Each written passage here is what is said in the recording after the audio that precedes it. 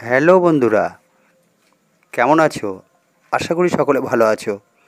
আজ আমি তোমাদের কাছে একটা নতুন ভিডিও নিয়ে হাজির হয়েছি। পর্ষদ থেকে তোমাদের বাড়িতে বসে করার জন্য যে সমস্ত মডেল অ্যাক্টিভিটি টাস্ক দিয়েছে সেগুলির উত্তরপত্র নিয়ে আজ আমি তোমাদের সাথে আলোচনা করব। আজকের এই ভিডিওতে আমি ষষ্ঠ শ্রেণীর পরিবেশ ও বিজ্ঞান নিয়ে আলোচনা করব। তো বন্ধুরা, দেরি না করে যাওয়া যাক মূল ভিডিওতে।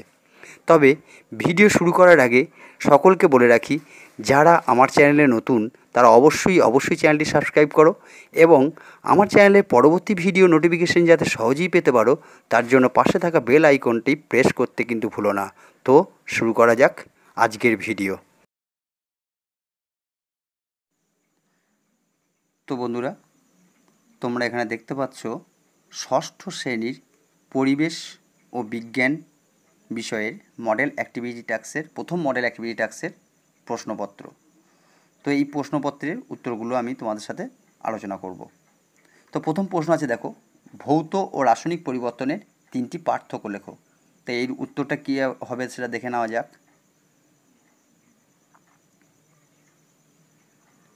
এই দেখো, মডেল অ্যাক্টিভিটি টাস্ক পরিবেশ ও বিজ্ঞান ষষ্ঠ শ্রেণী উত্তরপত্র। প্রথম প্রশ্নের উত্তর আমি তোমাদের সাথে আলোচনা করছি। ভৌত পরিবর্তন ও রাসায়নিক পরিবর্তনের পার্থক্য। তো প্রথমেই দেখো, একদিকে ভৌত পরিবর্তন, একদিকে রাসায়নিক পরিবর্তন, এইভাবে তোমরা খাতার মধ্যে চার্ট করে নেবে। তারপরে 1 নাম্বার লিখবে কি, যে পরিবর্তনে পদার্থের মূল গঠনের কোনো পরিবর্তন হয় না, শুধুমাত্র বাহ্যিক অবস্থার পরিবর্তন হয়, তাকেই ভৌত পরিবর্তন বলে। আর এই যে রাসায়নিক পরিবর্তনের ক্ষেত্রে কী লিখবে, যে পরিবর্তনে পদার্থের মূল গঠনের পরিবর্তন ঘটে এবং সম্পূর্ণ নতুন ধর্মবিশিষ্ট পদার্থ উৎপন্ন হয়, তাকে রাসায়নিক পরিবর্তন বলে। সেকেন্ড পয়েন্ট, এই পরিবর্তন অস্থায়ী, এই পরিবর্তন স্থায়ী। 3 নাম্বার, এই পরিবর্তনে তাপের উদ্ভব বা শোষণ হতেও পারে, আবার নাও হতে পারে। আর এক্ষেত্রে রাসায়নিক পরিবর্তনের ক্ষেত্রে 3 নাম্বারে কী হবে, এই পরিবর্তনে তাপের উদ্ভব বা শোষণ হবেই। নাম্বার 4, এই পরিবর্তনের ফলে মূল পদার্থ ও উৎপন্ন পদার্থের মধ্যে ওজনে কোনো পার্থক্য হয় না, একই থাকে। আর রাসায়নিক পরিবর্তনের ক্ষেত্রে কী হয়, এই পরিবর্তনের ফলে উৎপন্ন নতুন পদার্থের ওজন ও মূল পদার্থের ওজনের চেয়ে বেশি বা কম হতে পারে। আর নাম্বার 5-এ কী দেওয়া আছে, দেখো, একটা উদাহরণ দেওয়া আছে, বরফ গলে জল হওয়া, জলের বাষ্পে পরিণত হওয়া, এগুলো হচ্ছে ভৌত পরিবর্তনের উদাহরণ। আর কার্বনকে বাতাসে পোড়ানো বা লোহার মরচে পড়া, এগুলো হলো রাসায়নিক পরিবর্তনের উদাহরণ। ঠিক আছে, তো এগুলো তোমরা খাতায় অবশ্যই লিখে নেবে। তা এবার চলে যাই সেকেন্ড প্রশ্নে। রাসায়নিক পরিবর্তন ঘটলে রাসায়নিক পরিবর্তন যে ঘটলো তা কী কী দেখে বা অনুভব করে বোঝা যায়। তা রাসায়নিক পরিবর্তন ঘটেছে কিনা বোঝার আমরা অনেকগুলো নিয়ম আছে, তার মধ্যে আমি দুটো নিয়ম এখানে উল্লেখ করে রাখছি। 1 নম্বর পরিবর্তন হচ্ছে বর্ণ পরিবর্তন। কিছু কিছু রাসায়নিক পরিবর্তনের ক্ষেত্রে বর্ণ পরিবর্তন হয়, অর্থাৎ রং চেঞ্জ হয়। যেমন দেখো, কোনো যেমন সবুজ বর্ণের যৌগ কিউপ্রিক কার্বনেট, এই কিউপ্রিক কার্বনেটের সংকেত তোমরা অবশ্যই নোট করে রাখবে, CuCO3। একে যদি উত্তপ্ত করা হয় তাহলে কালো বর্ণের কিউপ্রিক অক্সাইড অর্থাৎ CuO উৎপন্ন হয়।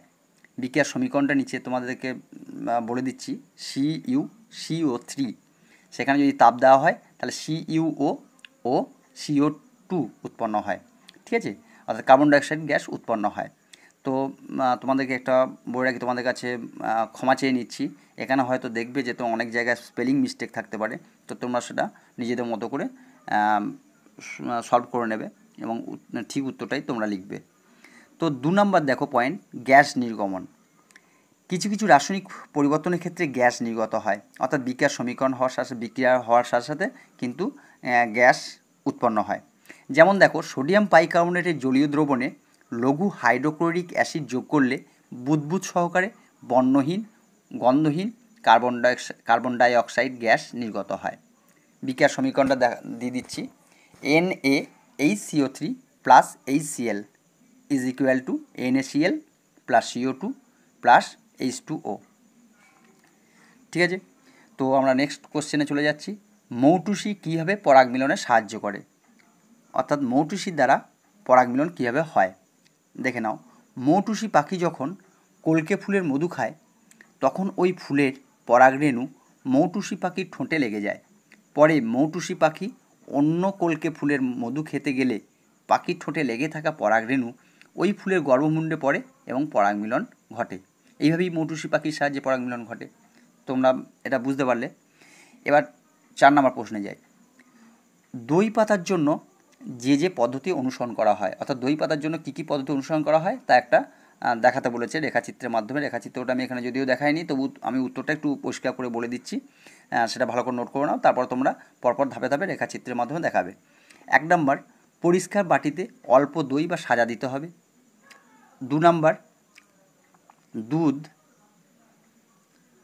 দুধ ভালো করে ফুটিয়ে একটু ঠান্ডা করে নিতে হবে। তারপর কি করব, দইয়ের সাজা লাগানো বাটিতে অল্প গরম দুধ ঢেলে দিতে হবে। তারপরে কি করব, পাত্রটি ভালোভাবে ঢেকে সারা রাত্রি রেখে দিতে হবে। 5 নম্বরে কি করব না, দইয়ের সাজাতে থাকা ল্যাক্টোব্যাসিলাস ব্যাকটেরিয়া, মানে এটা দই তৈরি করছে আর কি, দইয়ের সাজাতে থাকা ল্যাক্টোব্যাসিলাস ব্যাকটেরিয়া ল্যাকটিক অ্যাসিড তৈরি করে দুধকে দইয়ে পরিণত করে। তো সকলকেই বলে রাখি, টার্গেট কোচিং সেন্টার পক্ষ থেকে সকলকে আন্তরিক অভিনন্দন। তো আমার যদি ভিডিওটি সকলেরই ভালো লাগে তো অবশ্যই চ্যানেলটি সাবস্ক্রাইব করে রাখবে, ঠিক আছে। তো আমরা সেকেন্ড মডেল অ্যাক্টিভিটি টাস্ক, অর্থাৎ 6ষ্ঠ শ্রেণীর যেটা মডেল অ্যাক্টিভিটি টাস্ক, যে সেকেন্ড মডেল অ্যাক্টিভিটি টাস্কটা দেওয়া হয়েছে পরিবেশ ও বিজ্ঞানের উপর, সেই প্রশ্নগুলো এখানে দেখে নাও। এই প্রশ্নগুলোর ওপর আবার আমি উত্তরপত্র করে রেখেছি, সেই উত্তরপত্রটাও আমি তোমাদের সাথে আলোচনা করছি। দেখো, সেকেন্ড যে কোশ্চেন আছে, সেকেন্ড কোশ্চেন যে উত্তর আছে যে মৌলের ক্ষুদ্রতম কণাকে কি বলে, এর উত্তরটা আমি বলে দিচ্ছি। মৌলের ক্ষুদ্রতম কণাকে পরমাণু বলে। তারপরে প্রশ্ন, একের কোশ্চেনের মধ্যে আরেকটা কোশ্চেন আছে, অক্সিজেন অণুর সংকেত কি? অক্সিজেন অণুর সংকেত O2। দ্বিতীয় প্রশ্ন, পাউরুটি গায়ে ফুটো ফুটো থাকে কেন? তোমরা দেখেছো পাউরুটি বাজারে কিনেছো এবং বাড়িতে এনে দেখেছো যে সেগুলো ফুটো ফুটো থাকে। আমরা যে বাড়িতে রুটি তৈরি করি সেগুলোর মধ্যে কিন্তু ফুটো ফুটো থাকে না, কিন্তু বাজারে যে পাউরুটিগুলো আমরা কিনে আনি সেগুলোর মধ্যে ফুটো ফুটো থাকে। এই ফুটো ফুটো থাকার কারণ কি? সেটা একটা কারণ আছে। তো পাউরুটি গায়ে ফুটো থাকার কারণ, পাউরুটি তৈরির জন্য ব্যবহৃত ময়দা বা আটায় থাকা শর্করাকে ইস্ট ভেঙে দেয় এবং তৈরি হয় CO2 ও অ্যালকোহল। দেখো এখানে অ্যালকোহল বানানটা একটু স্পেলিং মিস্টেক আছে, তো তোমরা ঠিক করে নেবে। এই উৎপাদিত CO2 বেরিয়ে যাওয়ার সময় ময়দা বা আটার মিশ্রণকে ফেঁপে উঠতে সাহায্য করে, কিন্তু পরে মিশ্রণ থেকে CO2 বেরিয়ে যাওয়ার সময় অসংখ্য ছিদ্রের সৃষ্টি হয়। এই কারণে পাউরুটির গায়ে ফুটো ফুটো থাকে। ওকে, তো 3 নম্বর প্রশ্নে চলে যাই। 3 নম্বর প্রশ্নটা তোমাদের সাথে একটু বলে নিই। অ্যামোনিয়া অণুতে 1টি নাইট্রোজেন ও 3টি হাইড্রোজেন পরমাণু বর্তমান। অ্যামোনিয়ার সংকেত লিখতে বলেছে এবং নাইট্রোজেনের যোজ্যতা কত হবে তা নির্ণয় করতে বলেছে। তো এক্ষেত্রে আমি বলে দিচ্ছি, অ্যামোনিয়ার সংকেত হবে NH3 এবং নাইট্রোজেনের যোজ্যতা হবে 3। তো 4 নম্বর প্রশ্নেতে চলে যাচ্ছি, লাল পিঁপড়ে ও কাঠবিড়ালি কীভাবে উদ্ভিদের উপর নির্ভরশীল? তো লাল পিঁপড়ে ও কাঠবিড়ালি নানা রকমভাবে উদ্ভিদের উপর নির্ভরশীল, তবু আমি আমার মতো করে 2টো পয়েন্ট দিয়েছি। তোমরা এক্সট্রা আরও অনেক ভাবে লিখতে পারো, নানা রকমভাবে লিখতে পারো। বোঝার সুবিধার্থে আমি কীভাবে লিখতে হবে সেটা জাস্ট একটু তুলে ধরেছি। তো এর থেকে তুমি একটা বেটার উত্তরও লিখতে পারো। যেমন আমি লিখেছি, দেখো, লাল পিঁপড়েরা গাছে বাসা বাঁধে এবং গাছের কচি পাতা খেয়ে বেঁচে থাকে। কাঠবিড়ালিও গাছের কোঠরে বাসা বাঁধে এবং গাছের কচি পাতা ও ফল খেয়ে জীবন ধারণ করে। এছাড়াও তোমরা আরও অনেক উদাহরণ দিতে পারো। লাল পিঁপড়ে এবং কাঠবিড়ালিটা গাছের মধ্যেই থাকে এবং এরা গাছের ওপর নির্ভরশীল থাকে নানা রকমভাবে। তো তোমরা এর থেকে বেটার উত্তরও লিখতে পারো। তো 5 নম্বর প্রশ্নটাকে বলি, জলে গুলে যাবার পরে চিনির দানাকে আর দেখা যায় না। কি কি পরীক্ষা করলে বোঝা যেতে পারে যে চিনির অণুরা দ্রবণের মধ্যে আছে, হারিয়ে যায়নি? তো আমরা চিনির দ্রবণে আমরা একটা শরবত তৈরি করি বা কিছু তৈরি করি, তখনই আমরা বুঝতে পারি কীভাবে যে এটা চিনি আছে না। আমরা একটা খেয়ে দেখতে পারি বা জলটাকে ফুটিয়ে সেটা হয়তো চিনিটা পড়ে থাকবে, জলটা বেরিয়ে যাবে বাষ্প হয়ে, সেইভাবে বুঝতে পারি। তো সেইটা উত্তরটা কীভাবে লিখতে হবে আমি একটু বলে দিচ্ছি। চিনির দ্রবণ হারিয়ে যায়নি বোঝার উপায়, 1 নম্বর, দ্রবণের স্বাদ নেওয়া যেতে পারে। সেক্ষেত্রে দেখা যাবে চিনি মিষ্টি স্বাদ দ্রবণের মধ্যে বর্তমান আছে, তাহলেই বুঝবো যে চিনি হারিয়ে যায়নি, চিনি আছে। 2 নম্বর, চিনির জলকে গরম করতে থাকলে এক সময় দ্রবণের সমস্ত জল বাষ্পীভূত হয়ে যাবে এবং চিনির দলা পাত্রে পড়ে থাকবে। এইটুকুই তোমাদের বললাম, আর একটু গুছিয়ে তোমরা একটু ভালো করে বেটার করে লিখবে। যাই হোক, 6 নম্বর প্রশ্নে চলে যাচ্ছি। ধান জমিতে অ্যাজোলা চাষের কারণ ব্যাখ্যা করো। ধান জমিতে অ্যাজোলা চাষের কারণ। দেখো এখানেও অ্যাজোলা বানানটা হয়তো ভুল হয়েছে, তোমরা একটু ঠিক করে নেবে। অনাবিনা নামক সায়ানোব্যাকটেরিয়া অ্যাজোলা নামক জলজ ফার্ন এর পাতার গহ্বরে মিথজীবী রূপে বসবাস করে। আজোলা অনাবিনা বানানটা হয়ে যাবে অয় যাওয়া ফেলা আকার দন্তনয়াকার বয়সী দন্তনয়াকার। হ্যাঁ, অনাবিনা বানানটা এখানে ভুল আছে, তবু তোমরা ঠিক করে নেবে। আমি বানানটা বলে দিচ্ছি, অয় যাওয়া ফেলা আকার দন্তনয়াকার বয়সী দন্তনয়াকার। ঠিক আছে, তো অনাবিনা মিথজীবী সম্পর্কের মাধ্যমে ধান খেতে নাইট্রোজেন ঘটিত লবণের পরিমাণ বৃদ্ধি পায় এবং জমি প্রকৃতভাবে উর্বর হয়ে ওঠে, কারণ অনাবিনা বাতাসের মুক্ত নাইট্রোজেনকে আবদ্ধ করে নাইট্রেট লবণে পরিণত করে, ফলে ধান খেতে নাইট্রোজেনের পরিমাণ বৃদ্ধি পায় এবং জমিতে সার দেওয়া প্রয়োজন হয় না। তাই বর্তমানে চাষিরা ধানের জমিতে জৈব সার বাড়াবার জন্য আজোলা পানার চাষ করেন। তো বুঝতে পেরেছো বন্ধুরা ধানের জমিতে আজোলা চাষের কারণটা। তো আমরা পরবর্তী পরিবেশের যে প্রশ্নটা আছে সেই প্রশ্নতে যাব।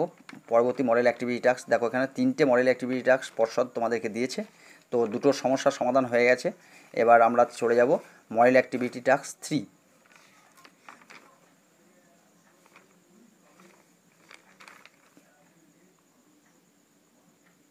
দেখো এখানে দেওয়া আছে, দেখো কোনো রাশির একক বলতে কী বোঝো। প্রথম যে প্রশ্ন আছে, কোনো রাশির একক বলতে কী বোঝো।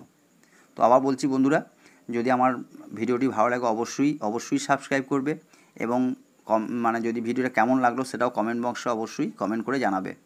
তো আমার পরবর্তী ভিডিও নোটিফিকেশান যাতে সহজেই তোমরা পেতে পারো তার জন্য পাশে থাকা বেল আইকনে অবশ্যই ক্লিক করবে। এখানে দেখো একক বলতে কী বোঝো। প্রথম প্রশ্ন আছে একক বলতে কী বোঝো। কোনো রাশির একক বলতে ওই রাশির একটি নির্দিষ্ট ও সুবিধাজনক পরিমাপকে বোঝায়। যেমন দৈর্ঘ্য মাপতে 1 মিটারকে প্রমাণ হিসাবে ধরা হয়, অর্থাৎ এই মিটারটাই হলো একক। তোমরা বুঝতে পারলে এককটা কী। তারপরে একটা প্রশ্ন আছে, 2 প্রশ্ন, এসআই একক ব্যবহারের সুবিধাগুলি লেখো। এসআই একক ব্যবহারের সুবিধাগুলো কীভাবে লিখব। এসআই তো একটা একক পরিমাপের একটা পদ্ধতি, সিজিএস এসআই দুটো পদ্ধতি আছে, আন্তর্জাতিক পদ্ধতি। এসআই পদ্ধতিটা হচ্ছে আন্তর্জাতিক পদ্ধতি। এই পদ্ধতিতে আমরা কোনো রাশির একক নির্ণয় করি। যেমন হচ্ছে এসআই পদ্ধতিতে দৈর্ঘ্যের একক হচ্ছে মিটার। ঠিক আছে, তারপরে দৈর্ঘ্যের একক মিটার, তারপরে বস্তুর ভরের একক হচ্ছে কিলোগ্রাম। ঠিক আছে, তো এবার এসআই একক ব্যবহারের সুবিধা। এসআই একক ব্যবহারের প্রথম সুবিধা হলো, 1 নম্বর সুবিধা, খুব ক্ষুদ্র মানের রাশি পরিমাপ করা যায়। 2 নম্বর, এসআই একক ব্যবহার করে আবার বড় রাশিও পরিমাপ করা যায়।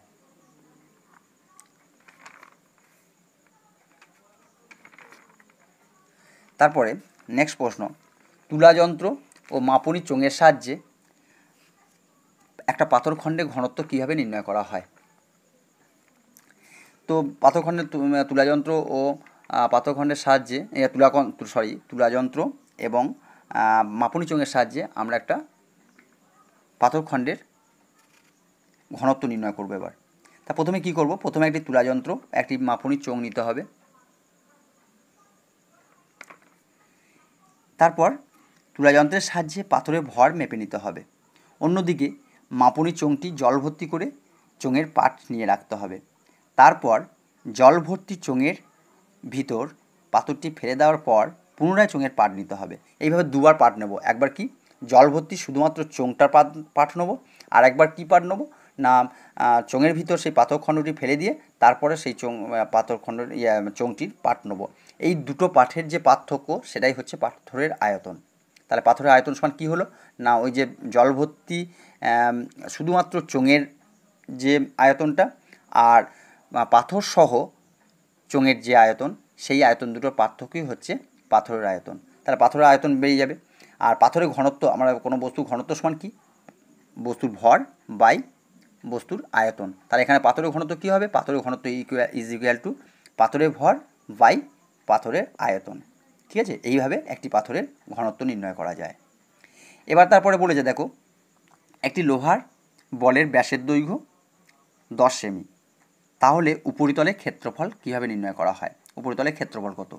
তাহলে প্রথমেই আমি বলে রাখি, একটা লোহার গোলক, এটা কিন্তু একটা খাতায় আঁকা বৃত্ত নয়, একটা লোহার গোলক মানে একে স্পর্শ করা যায়, অর্থাৎ গোলকের উপরিতলের ক্ষেত্রফলের একটা সূত্র আছে, সেটা হচ্ছে 4 পাই আর স্কোয়ার।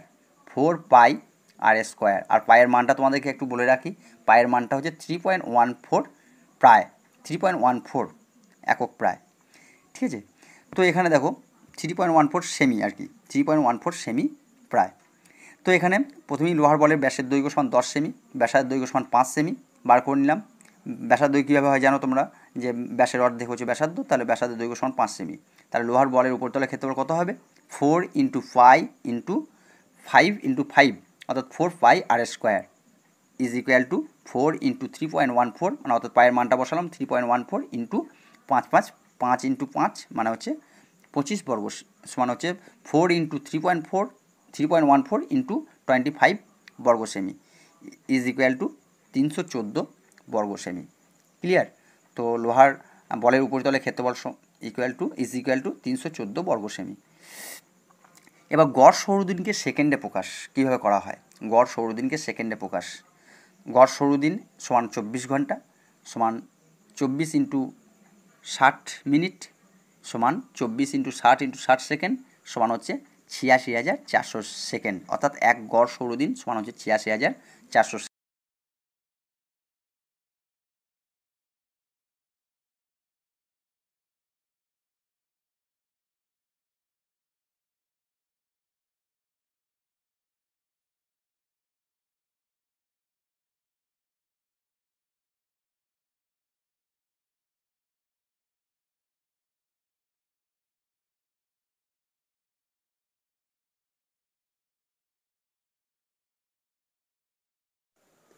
তো বন্ধুরা, আজকে ভিডিওটি ছিল এই পর্যন্তই। আজকে ভিডিওটি কেমন লাগলো তা অবশ্যই কমেন্ট বক্সে কমেন্ট করে জানাবে, এবং যদি ভালো লেগে থাকে তাহলে অবশ্যই বন্ধুদের কাছে শেয়ার করবে। খুব শীঘ্রই অন্য বিষয়ের মডেল অ্যাক্টিভিটি টাস্কের উত্তরপত্র নিয়ে আবার তোমাদের সামনে হাজির হব। তো ততক্ষণের জন্য টাটা। তো সবাই ভালো থাকবে, সুস্থ থাকবে।